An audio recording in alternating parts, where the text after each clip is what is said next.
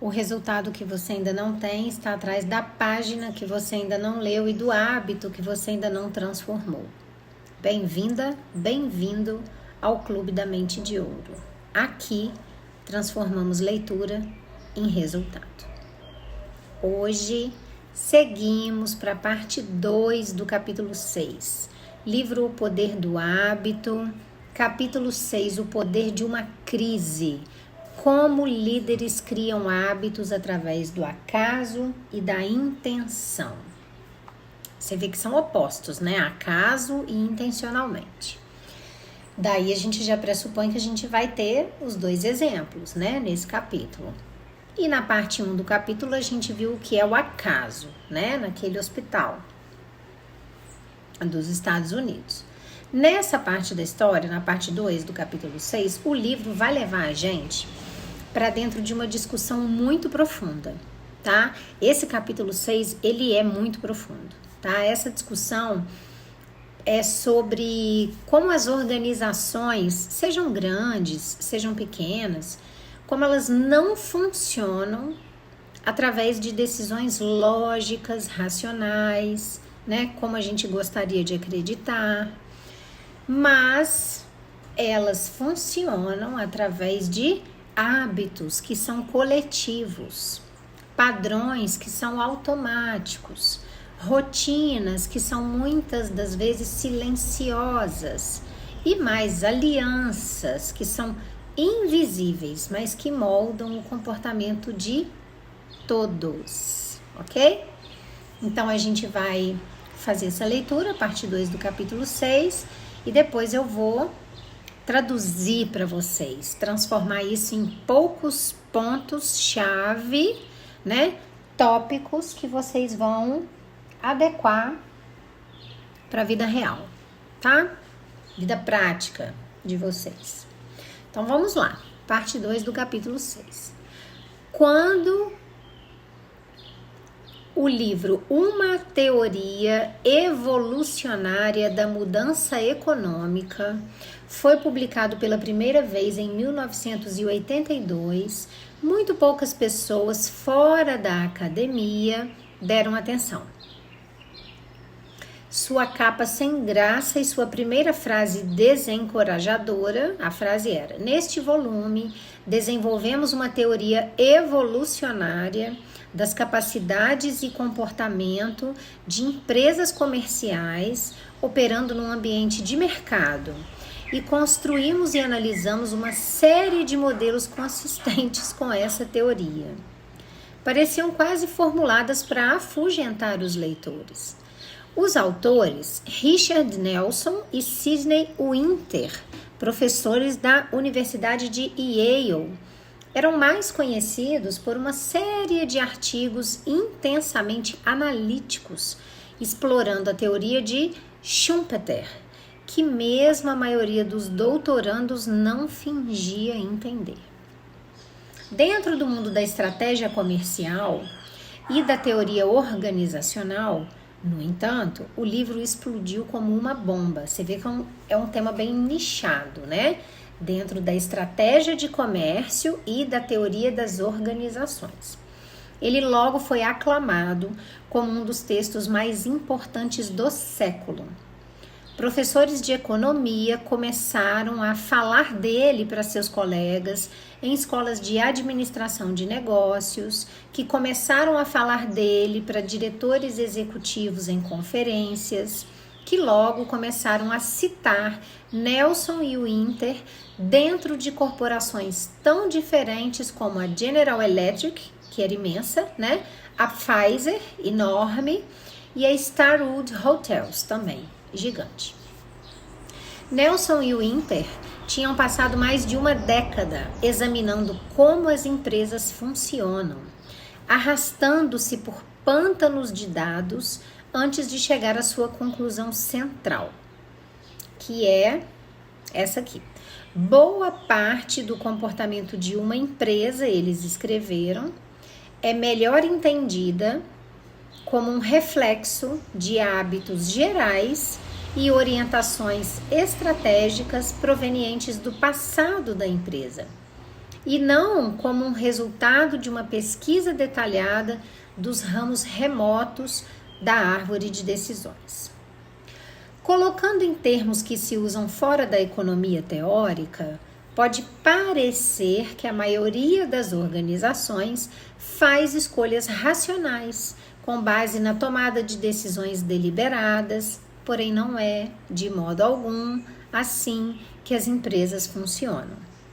Em vez disso, o que ele quer dizer no livro? Elas são guiadas por hábitos organizacionais de longa data, padrões que muitas vezes surgem das decisões independentes de milhares de empregados. Ou seja, esses milhares de empregados não são levados em conta na tomada de decisões. E esses hábitos têm impactos mais profundos do que qualquer pessoa entendia antes. Ou seja, o buraco é mais embaixo. Por exemplo, pode parecer que o executivo-chefe de uma confecção de roupas tomou a decisão no ano passado de mostrar um cardigan vermelho na capa do catálogo após estudar cuidadosamente dados de vendas e marketing. Mas, na verdade, o que realmente aconteceu foi que o vice-presidente sempre visita sites dedicados a tendências da moda japonesa, onde o vermelho esteve em alta na primavera passada. E os marqueteiros da firma costumam perguntar a seus amigos quais cores estão na moda. E os executivos da empresa, voltando de sua viagem anual aos desfiles de Paris, disseram ouvir falar que os estilistas de empresas rivais estavam usando novos pigmentos magenta. Magenta é um tom, né, de vermelho. Todos esses pequenos inputs, frutos de padrões descoordenados entre executivos, batendo papo sobre concorrentes e conversando com seus amigos, infiltraram-se nas rotinas mais formais de pesquisa e desenvolvimento da empresa. Até que um consenso surgiu: o vermelho será popular este ano. Ninguém tomou uma decisão independente, deliberada. Em vez disso, dezenas de hábitos, processos e comportamentos convergiram até que parecesse que o vermelho era a escolha inevitável. Esses hábitos organizacionais ou rotinas, né? Vamos simplificar, como o Nelson e o Winter os chamaram, são de uma importância enorme, pois sem eles a maioria das empresas jamais conseguiria fazer trabalho algum. As rotinas fornecem as centenas de regras tácitas de que as empresas precisam para funcionar. Elas permitem que os funcionários experimentem novas ideias sem ter que pedir permissão a cada passo. Proporcionam uma espécie de memória organizacional para que os gerentes não precisem reinventar o processo de vendas a cada 6 meses, nem entrar em pânico toda vez que um vice-presidente sai da empresa. As rotinas reduzem a incerteza. Essa frase é legal, né? As rotinas reduzem a incerteza. Um estudo sobre esforços de recuperação após terremotos no México e em Los Angeles, por exemplo, descobriu que os hábitos dos agentes de assistência que eles carregavam de um desastre para o outro e que incluíam coisas como estabelecer redes de comunicação, contratando crianças para levar mensagens entre os bairros, eram absolutamente cruciais, pois sem eles a formulação e a implementação de políticas ficaria perdida numa selva de detalhes, ou seja, no meio do caos. Se você não estipula um método a ser seguido, né, você se perde. Mas um dos benefícios mais importantes das rotinas é que elas criam tréguas entre grupos ou indivíduos potencialmente conflitantes dentro de uma organização. Os economistas em geral estão acostumados a tratar empresas como lugares idílicos, onde todos se dedicam a um objetivo comum: ganhar o máximo de dinheiro possível. Nelson e Winter ressaltaram que no mundo real não é de modo algum assim que as coisas funcionam. As empresas não são grandes famílias felizes em que todos cooperam gentilmente. Na verdade, a maioria dos locais de trabalho compõe-se de feudos, nos quais executivos competem por poder e crédito, muitas vezes em escaramuças ocultas que fazem o seu próprio desempenho parecer superior e o dos rivais parecer pior. Ou seja, que caos. Departamentos competem por recursos e sabotam uns aos outros para roubar a glória. Os chefes jogam seus subordinados uns contra os outros, para que ninguém possa armar um golpe de Estado. As empresas não são famílias, são campos de batalha numa guerra civil. Olha que forte. As empresas não são famílias, são campos de batalha numa guerra civil. E, no entanto, apesar dessa propensão a guerras internas, a maioria das pessoas segue funcionando em relativa paz, ano após ano. Por quê? Porque tem rotinas, hábitos que criam tréguas, que permitem a todos deixarem as suas rivalidades de lado por tempo suficiente para o trabalho do dia ser feito. E aí o amanhã que cuide de si mesmo, amanhã começa tudo de novo, É igual Alcoólicos Anônimos, só por hoje. Hábitos organizacionais oferecem uma promessa básica. Se você seguir os padrões estabelecidos e respeitar a trégua, então as rivalidades não vão destruir a empresa. Os lucros vão entrar e mais cedo ou mais tarde todo mundo vai ficar rico. Uma vendedora, por exemplo, sabe que pode aumentar sua comissão dando descontos generosos a clientes preferenciais em troca de grandes pedidos. Mas também sabe que se todo vendedor der descontos generosos, a empresa irá à falência e não haverá comissão nenhuma para distribuir para ninguém. Então surge uma rotina. Os vendedores se reúnem todo mês de janeiro e concordam em limitar quantos descontos vão oferecer para proteger os lucros da empresa. E no fim do ano todo mundo recebe um aumento.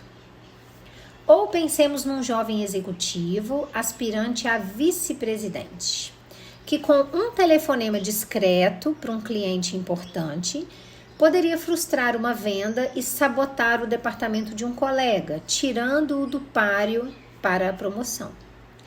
O problema da sabotagem é que mesmo que seja boa para você, ela geralmente é ruim para a empresa. Por isso, na maioria das empresas, surge uma regra tácita. Você pode ser ambicioso, mas se jogar pesado demais, os seus colegas vão se unir contra você. Por outro lado, se você se concentrar em alavancar o próprio departamento, em vez de solapar o seu rival, com o tempo você provavelmente receberá atenção. Então, nós temos aqui rotinas, que criam tréguas, e as tréguas permitem que o trabalho seja feito, Então, tem até uma ilustração no livro que é de uma sala de trabalho com 2 funcionários, cada um na sua mesa de trabalho, e cada um segurando um cão raivoso. E eles estão latindo entre eles, querendo se pegar e se matar, mas eles estão segurando esses cachorros pela coleira. Então, eles estão numa distância tal que eles não conseguem se morder, só conseguem ficar ali latindo um para o outro, tá? Vamos continuar. As rotinas e as tréguas oferecem um tipo de justiça organizacional rudimentar. E por causa delas, escreveram Nelson e Winter, conflitos dentro das empresas geralmente seguem trajetórias, em boa parte, previsíveis e mantêm-se dentro de limites previsíveis, que são consistentes com a rotina em vigor. A quantidade usual de trabalho é cumprida. As reprimendas e os elogios são feitos com a frequência usual. Ninguém está tentando pilotar o navio organizacional para fazer uma curva fechada. na esperança de derrubar um rival para fora. Na maior parte do tempo, as rotinas e tréguas funcionam perfeitamente. As rivalidades continuam existindo, é claro, mas devido aos hábitos institucionais, são mantidas dentro dos limites e a empresa prospera. No entanto, às vezes, mesmo uma trégua se mostra insuficiente. Em outras, como descobriu o Rhode Island Hospital, uma paz instável pode ser tão destrutiva quanto uma guerra civil. Em algum lugar no seu escritório, enterrado numa gaveta da mesa, provavelmente tem um manual que você recebeu no primeiro dia de trabalho. Ele contém formulários de despesas e regras sobre férias, opções de seguro e o fluxo organizacional da empresa. Possui gráficos em cores vivas descrevendo diferentes planos de saúde, uma lista de telefones importantes e instruções de como acessar o seu e-mail ou inscrever-se no plano de aposentadoria. Agora, imagine o que você diria a um novo colega se pedisse conselhos sobre como se dar bem na sua empresa. Suas recomendações provavelmente não incluiriam nada que constasse do manual da empresa. Em vez disso, as dicas que você transmitiria, quem é de confiança, quais secretárias têm mais influência que os chefes, como manipular a burocracia para conseguir alguma coisa, são os hábitos de que depende todo dia para sobreviver. Se pudesse, de algum modo, fazer um diagrama de todos os seus hábitos no trabalho e as estruturas informais de poder, relacionamentos, alianças e conflitos que representam, e então sobrepor o seu diagrama aos diagramas desenhados pelos seus colegas, isso criaria um mapa da hierarquia secreta da sua empresa. Um guia de quem sabe fazer as coisas acontecerem e quem parece nunca estar à frente. As rotinas de Nelson e Winter e as tréguas que elas possibilitam são cruciais para todo tipo de empresa. Um estudo da Universidade de Utrecht, na Holanda, por exemplo, analisou rotinas dentro do mundo da moda. Para sobreviver, todo estilista tem que possuir algumas habilidades básicas: criatividade e um talento para a alta costura, em primeiro lugar. Mas isso não basta para o sucesso. O que faz a diferença entre o sucesso e o fracasso são as rotinas de um estilista. Um sistema para conseguir casimira italiana antes que o estoque dos atacadistas se esgote, um processo para achar os melhores costureiros de zíperes e botões, uma rotina para enviar um vestido para uma loja em 10 dias e não em 3 semanas. A moda é um ramo tão complicado que, sem os processos certos, uma nova empresa pode se atolar na logística, e uma vez que isso acontece, a criatividade deixa de importar. E que novos estilistas possuem mais chances de ter os hábitos certos? Aqueles que formaram as tréguas certas e acharam as alianças certas. Tréguas são tão importantes que novas marcas geralmente dão certo apenas se são lideradas por pessoas que saíram de outras empresas de moda em bons tempos. Algumas pessoas talvez pensassem que Nelson e Winter estavam escrevendo um livro sobre teoria econômica pura, mas o que realmente produziram foi um guia para sobreviver no mundo corporativo norte-americano. Além disso, as teorias de Nelson e Winter também explicam por que as coisas deram tão errado no Rhode Island Hospital. O hospital tinha rotinas que criavam uma paz incômoda entre enfermeiros e médicos. Os quadros brancos, por exemplo, e os avisos que os enfermeiros sussurravam uns para os outros eram hábitos que estabeleciam uma trégua básica. Esses pactos delicados permitiam que a organização funcionasse na maior parte do tempo. Porém, tréguas só são duráveis quando criam uma justiça real. Se uma trégua é desequilibrada, se a paz não é real, então as rotinas muitas vezes falham justamente quando são necessárias. A questão crucial no Rhode Island Hospital era que apenas os enfermeiros estavam cedendo para manter uma trégua. Eram os enfermeiros que conferiam 2 vezes os medicamentos dos pacientes e faziam um esforço a mais para escrever com clareza nas fichas. Eram eles que aguentavam os maus tratos de médicos estressados. Eram eles que ajudavam a separar os médicos gentis dos déspotas, para que o resto dos funcionários soubesse quem tolerava sugestões na sala de operação e quem daria um chilique se você abrisse a boca. Os médicos, muitas vezes, nem se davam ao trabalho de aprender os nomes dos enfermeiros. Os médicos estavam no comando e nós éramos subalternos. Me disse uma enfermeira, enfiávamos o rabo entre as pernas e sobrevivíamos. As tréguas no Rhode Island Hospital eram unilaterais. Então, nesses momentos cruciais, por exemplo, quando um cirurgião estava prestes a fazer uma incisão precipitada e um enfermeiro tentou intervir, as rotinas que poderiam ter evitado o acidente vieram abaixo. E o lado errado da cabeça do homem começou e o lado errado da cabeça do homem de 86 anos foi aberto. Alguns, talvez, sugiram que a solução são tréguas mais igualitárias. Que se a administração do hospital cuidasse melhor da atribuição de autoridade, talvez surgisse um equilíbrio de poder mais saudável e enfermeiros e médicos seriam forçados a se respeitar. Esse é um bom começo, infelizmente não é o bastante. Criar uma organização bem-sucedida não é apenas questão de equilibrar a autoridade.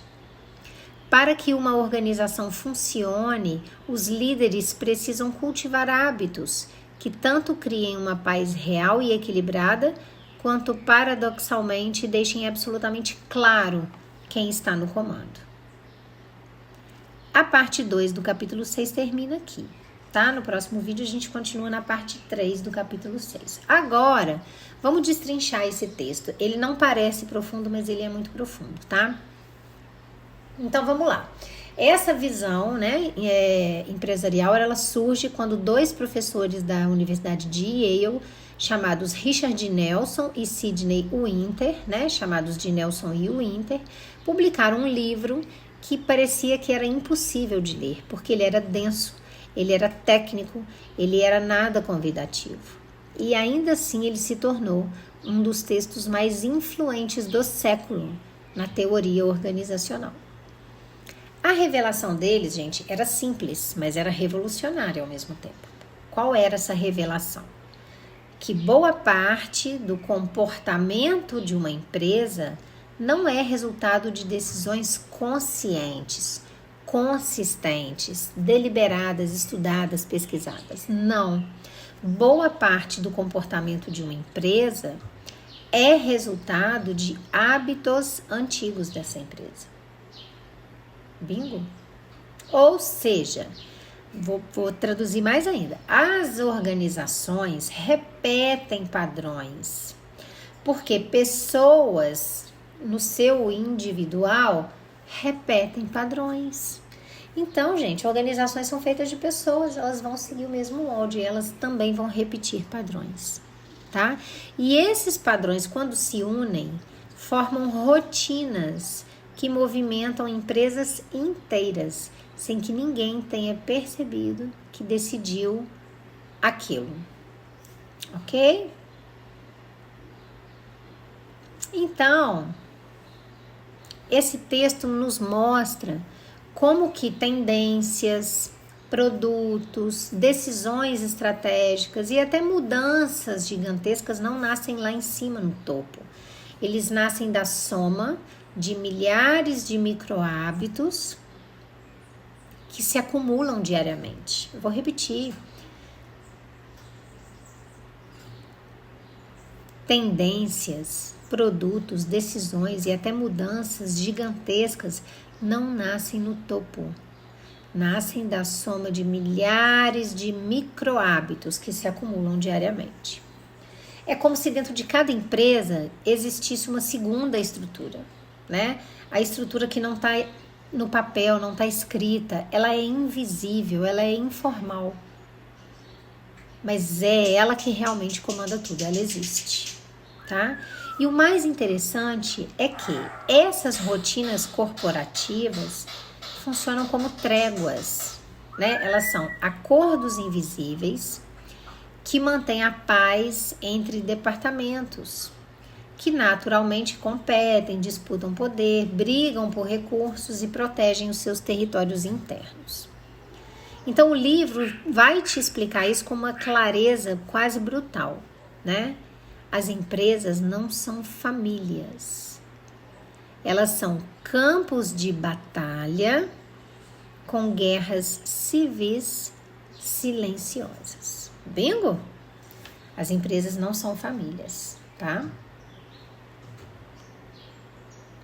E ainda assim as organizações funcionam. Por quê?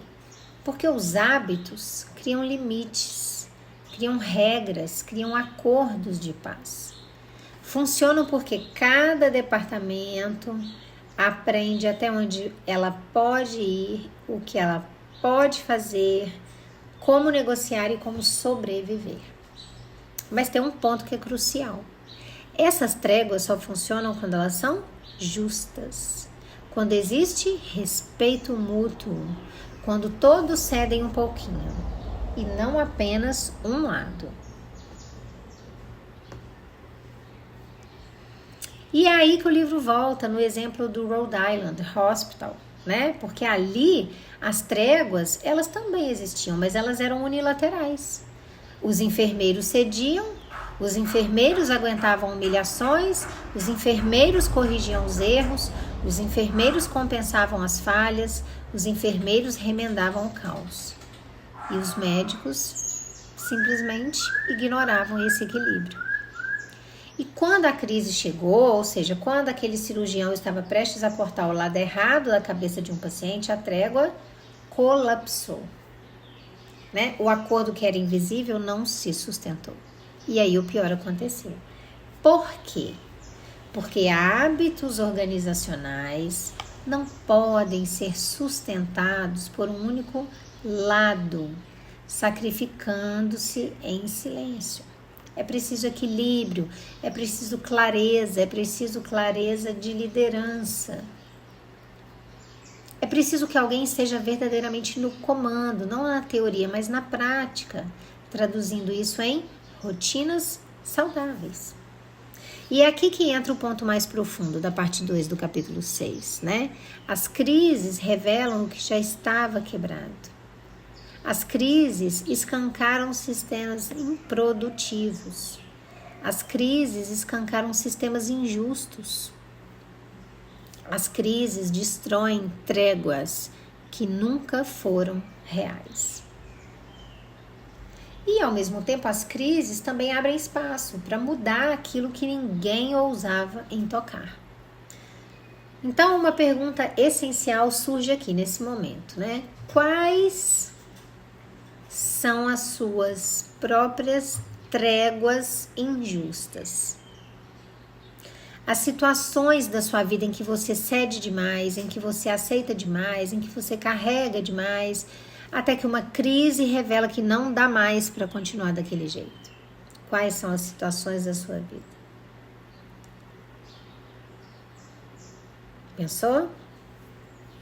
E agora, quais padrões silenciosos seus, da sua casa,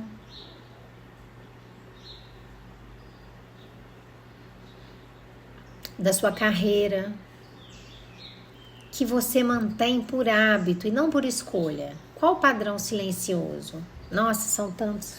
Se eu parar e pensar, nossa, são muitos. Os meus são muitos, né? Não por escolha, por hábito, né? Em que parte da sua vida você continua sustentando um sistema desequilibrado, achando que você está evitando conflito, mas na verdade você está alimentando um ciclo destrutivo, né? Gente, a verdade, ela é uma só. Toda mudança poderosa começa quando você diz: nunca mais eu sustento esse tipo de trégua. Nunca mais.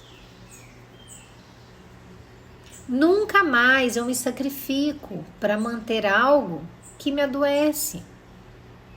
Nunca mais eu carrego sozinha o peso que deveria ser compartilhado. Essa é a verdade, né? E aqui entra o propósito do meu livro Mente de Ouro, né? Nele eu vou te ensinar justamente a identificar esses padrões que são invisíveis. São padrões emocionais, mentais, financeiros, comportamentais que você repete no automático. Eu te ajudo no meu livro a quebrar as tréguas injustas na sua vida. Eu te conduzo a substituir hábitos de submissão, hábitos de medo, hábitos de culpa, por hábitos de clareza, limite, decisão, prosperidade. O meu livro é um manual, gente, é um manual direto, prático e profundo para transformar a pobreza interna em riqueza externa e interna também, tá? E junto dele vem o bônus, o cofre dourado da prosperidade, onde você aprende a instalar novas rotinas diante das mesmas de sempre. Os mesmos gatilhos. Quais seriam? Pessoas que te exigem demais, ciclos emocionais que se repetem, ambientes que te sobrecarregam, responsabilidades que não são suas, gatilhos que te arrastam para baixo. Para isso eu vou deixar o link na descrição e no primeiro comentário fixado, ok? Agora eu quero que você me conte aqui nos comentários. Responda para mim nos comentários. Qual trégua injusta você decide romper hoje? E que novo hábito, dessa vez um hábito justo, um hábito próspero, você escolhe colocar no lugar? Você vai substituir um hábito mais próspero e justo por uma trégua injusta, ok? Eu vou aguardar a resposta de vocês, tá? Esse é o Clube da Mente de Ouro. Aqui não tem teoria vazia, aqui você não improvisa a vida, aqui você constrói a sua vida, né? Hábito por hábito, decisão por decisão. As crises não vêm para te destruir, elas vêm para revelar onde você precisa assumir o comando. É para isso que as crises vêm, né? Elas trazem revelações, elas não trazem apenas destruição, ok? As organizações, elas mudam quando alguém rompe uma trégua falsa. Olha que legal. As organizações mudam quando alguém rompe uma trégua falsa e com coragem cria um novo padrão. A sua vida não é diferente. O poder de uma crise está em mostrar exatamente onde que o velho hábito não serve mais, né? Esse é o Clube da Mente de Ouro e o próximo capítulo pode ser o começo do seu novo ciclo, ok? Então eu já te peço, se inscreve no canal, ativa o sininho, vem comigo, porque no próximo vídeo, o próximo capítulo pode ser o que você está precisando para a sua vida, para te causar uma transformação real de vida. Lá atrás que eu tive também. Então vamos lá. Se inscreve, curte, compartilha, ativa o sininho, vem comigo. O próximo capítulo pode ser o seu próximo passo, né? O próximo capítulo pode ser o começo do seu novo ciclo, ok? E lembrem-se, nunca se esqueçam, o resultado que você ainda não tem, ele está sim atrás daquela página que você ainda não leu. Então aqui eu leio essa página junto com você, para você, eu desenho ela para você e ela se transforma num ponto-chave que eu pego e te dou de mão beijada, prontinho para você poder implementar na sua vida real. Um beijo no coração de vocês.